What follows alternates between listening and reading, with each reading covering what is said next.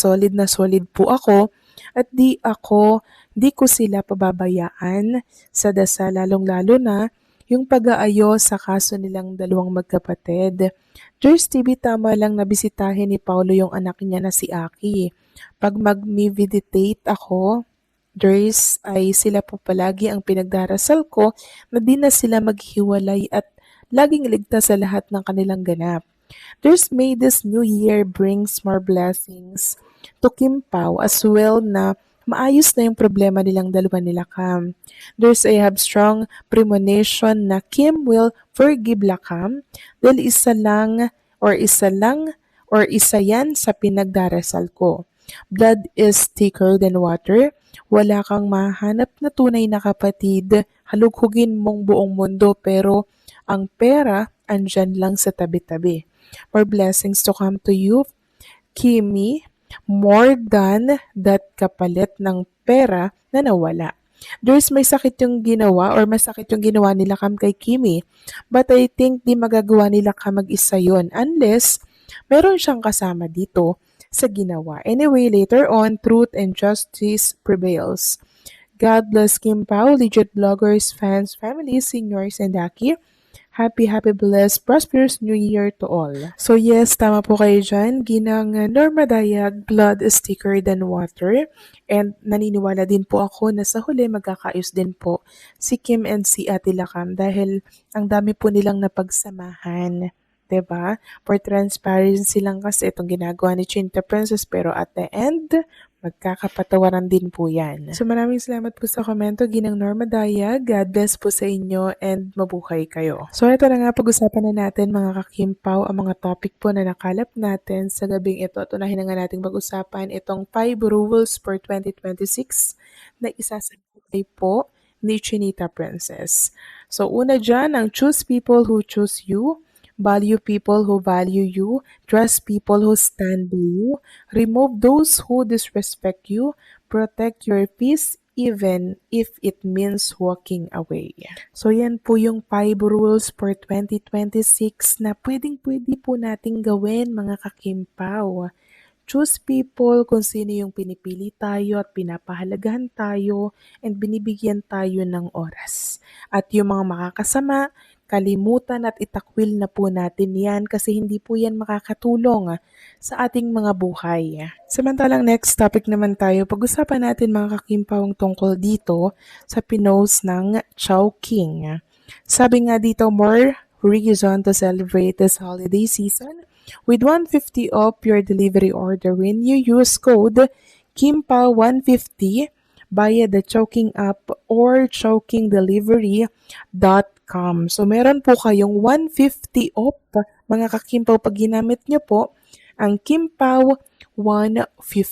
So, malaking tulong to mga kakimpaw dahil kakapost lamang po ito ng Chowking. Ito po ay until December 31. Okay? Samantalang next topic naman tayo. Pag-usapan natin mga kakimpaw ang kaganapan po kay Kim and syempre kay Paulo Abilino. So, until ngayon po mga kakimpaw, nananahimik pa rin po si Kim and Paulo Abilino. And since alam naman natin, pag nananahimik, missing in action, alam natin na sinusulit po nila ang kanilang oras para po sa isa't isa para makapag-relax, 'di ba? And syempre, para po makapag-isip-isip. Deserve nila yan eh. So ngayon, merong mga nagsasabi at nagkokomento po sa mundo ng social media na ano daw kaya yung regalo ni Paulo kay Chinita Princess. Ganon din si Kim Chu kay Paula Abilino. So unahin natin yung tungkol kay Kim Chu, regalo kay Paula Abilino. O si Paula Abilino po mga kakimpaw, sabi po ni Kim Chu, sobrang hirap daw po ni Paulo regaluhan. Kung ano daw yung pwedeng magamit ni Paulo, talagang iniisip pa ni Chinita Princess kung ano yung po pwedeng iregalo kay Kimi kasi hindi po materialistic si Paula Abilino. Hindi siya yung tao na bumibili po ng gamit at hindi naman gagamitin, di ba? Kaya ang hirap-hirap pong mag-isip kung ano ba talaga yung dapat iregalo sa kanya. Samantalang si Chinita Princess naman, napakadaling regaluhan yan. Maliit, malaki, mura, mamahalin. Sobrang na-appreciate ni Chinita Princess. Tapos makikita nyo, gagamitin na lang yan ni Kim Chu. Masarap regaluhan po si Chinita Princess pero syempre, Sobrang espesyal ng ireregalo ni Paula Avellino kay Kim Chiu. Yung talagang magugustuhan ni Chinita Princess. Tapos yung mamahalin, di ba? Like yung bike mga kakimpaw na talagang pinakustomize pa na umabot po ng milyon-milyong halaga. Pero syempre, wala po yan kay Paolo Avellino. Basta masaya at mahal niya po yung nireregaluhan, sobrang basic lang yan para po kay Paolo. Kasi ang importante, masaya po mga kakimpaw ang nireregaluhan ni Paolo. Ang init ng balitang ito sa mga Kim Pao fans. Maliwanag na sobrang attachment ng mga fans sa relasyon ni Kim Chiu at Paolo Avellino. Nakakaantig din na sa kabila ng pagiging publiko ng kanilang buhay, may mga supporters na tunay na nagmamalasakit sa kanila at nagdarasal para sa kanilang pagmamahalan na hindi sila magkahiwalay. Mula sa pananaw ng mga fans, natural lang na magkaroon ng ganoong reaksyon, lalo na kung matagal na nilang sinusubaybayan ang dalawa at nakita ang kilig, sweet moments at chemistry nila sa mga projects. Nakakatuwang isipin na ang pagmamahal sa idolo ay minsan humuhubog din ng positibong vibes, parang prayerful support para sa happiness at stability ng kanilang paboritong celebrity couple. Pwede rin itong maging reminder na kahit sa gitna ng pressure ng showbiz, mahalaga ang suporta at good wishes ng fans, hindi lang sa career kundi pati sa personal na buhay. Sa balitang ito, malinaw na napakalakas ng koneksyon at loyalty ng mga Kim Pao fans kay Kim Chiu at Paolo Avellino. Nakakaantig na hindi lang nila sinusubaybayan ang mga proyekto at career ng dalawa, kundi pati na rin ang personal nilang buhay, hanggang sa punto na nagdarasal sila na hindi maghiwalay ang dalawa. Ipinapakita nito ang matinding pagmamahal at pag-aalala ng fans, pero sabay rin, nagbubukas ito ng tanong tungkol sa boundaries. Mahalaga ang suporta, pero kailangan ding igalang ang privacy at sariling desisyon ng mga artista. Sa kabila nito, positibo ang mensahe ng balita dahil ipinapakita ang dedication ng fans at ang impact na meron sila sa moral at emotional support ng kanilang idols. Ang balitang Kim Chiu at Paolo Avellino pinagdarasal ng mga fan na di na sila maghiwalay ay isang malinaw na patunay ng malalim na koneksyon ng Kim Pao fandom sa dalawa. Hindi lang ito simpleng pagkahilig sa kanilang mga proyekto o sa kilig na dala ng kanilang on-screen chemistry. Ito ay higit pa sa emosyonal na attachment. Ang mga fans ay nagiging aktibong bahagi ng buhay ng kanilang idols sa pamamagitan ng positive support. Sa kasong ito, sa anyo ng mga panalangin para sa kanilang relasyon. Nakakaantig isipin na sa gitna ng busy at pressure-filled na buhay sa showbiz, may mga supporters na tunay na nagmamalasakit sa kanilang kaligayahan at katatagan bilang magkapareha. Ipinapakita rin ito ang human side ng fandom culture. Bukod sa kilig at entertainment, may elemento ng concern at care na minsang nakaapekto sa moral at emotional na well-being ng mga artista. Subalit, may kasamang hamon rin ng ganitong uri ng fan behavior. Habang positibo ang intensyon ng fans, kailangan din nilang maunawaan ang boundaries at privacy ng dalawa. Ang suporta at pagmamahal ay mas makabubuti kapag balanseng ipinapakita, isang uri ng respeto sa personal na desisyon at sa buhay ng mga artista bilang individual. Sa kabuuan, ang balitang ito ay hindi lamang tungkol sa romantic interest o kilig factor. Ito rin ay tungkol sa kapangyarihan ng fandom na magbigay ng emotional support at kung paano nakaapekto ang kanilang pagmamalasakit sa perception ng publiko sa relasyon ng mga idolo. Ang mga panalangin at wishes ng fans ay simbolo ng dedication at loyalty. At sa isang positibong pananaw, ito ay nagbibigay inspirasyon sa mga artista na pahalagahan ang kanilang relasyon at ipagpatuloy ang magandang samahan. Bukod sa mismong balita, pwede nating idagdag ang ilang konteksto at perspektiba. 1. Epekto sa fandom. Ang ganitong uri ng devotion ng fans ay nagpapakita kung gaano kalakas ang emotional investment ng Kim Pao fandom. Nakakaapekto ito hindi lang sa popularity ng dalawa kundi pati sa morale nila. Maraming artista ang naapektuhan sa positibong suporta ng fans. 2. Chemistry sa projects. Maaring bahagi ng dahilan kung bakit ganoon kalaki ang attachment ng fans ay ang patuloy na pagpapakita ng chemistry ni Kim Chiu at Paolo Avellino sa kanilang mga serye o proyekto. Hindi lang sila pinapanood, ang fans ay nakikibahagi sa kanilang journey. 3. Social media impact. Malaki rin ang papel ng social media sa pagpapalakas ng fan support. Ang mga fans ay mabilis makapag-organize, mag-share ng mga panalangin o good vibes, at makabuo ng community na nagpo-promote ng positivity sa pagitan ng fans at idols. Boundary awareness.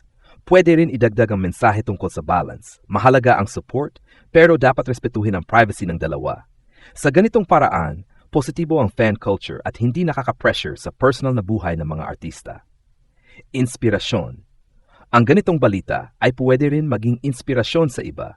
Nagpapakita na may mga tao talagang nagmamalasakit at naniniwala sa kapangyarihan ng panalangin at positibong intensyon. Isang magandang aspeto ng human connection sa modernong showbiz. Ang balita tungkol kina Kim Chiu at Paulo Avellino na pinagdarasal ng kanilang mga fans na di na sila maghiwalay ay hindi lang simpleng entertainment update. Ito ay patunay ng mamalalim na koneksyon at loyalty ng Kim Pao fandom.